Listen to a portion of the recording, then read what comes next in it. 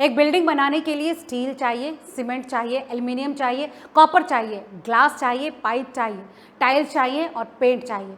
इन सब की मैन्युफैक्चरिंग में भारी मात्रा में ऊर्जा खर्च होती है। ऐसे में अगर गैस महंगी हुई तो टाइल्स महंगी होंगी, अगर डीजल महंगा हुआ तो ट्रांसपोर्ट महंगा होगा, अगर शिपिंग महंगी हुई तो इंपोर्टेड सामान महंगा होगा। और यही इस वक्त हो रहा है। हिंदुस्तान टाइम्स की एक रिपोर्ट के माने तो लोढ़ा डेवलपर्स के मैनेजमेंट ने माना है कि कुछ गैस आधारित निर्माण सामग्री की लागत में काफ़ी हद तक दबाव आया है।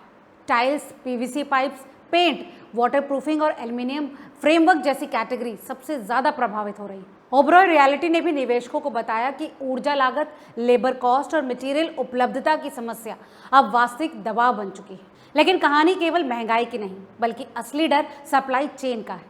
दुनिया का बड़ा समुद्री व्यापार मिडिल ईस्ट के आसपास के मार्गों से होकर गुजरता है।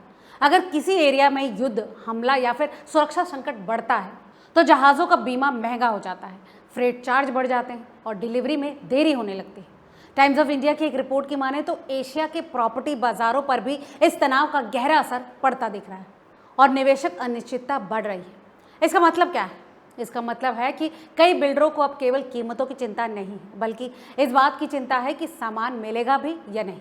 क्रेडाई के राष्ट्रीय अध्यक्ष शेखर पटेल ने कहा है कि कुछ महत्वपूर्ण निर्माण सामग्री ऐसी स्थिति में पहुंच चुकी है जहां कीमत चाहे जितनी दे दी जाए फिर भी उपलब्धता चुनौती बन रही है। ये बयान अपने आप में बहुत बड़ा संकेत, क्योंकि रियल एस्टेट उद्योग में आमतौर पर समस्या कीमतों की होती है, उपलब्धता की नहीं। लेकिन अगर किसी प्रोजेक्ट को समय पर स्टील, कॉपर, केबल, फिटिंग्स या दूसरी ज़रूरी सामान नहीं मिलेगा तो कंस्ट्रक्शन कैसे आगे बढ़ेगा? और यही वजह है कि कई डेवलपर्स अब वैकल्पिक सप्लायर्स की तलाश कर रहे हैं।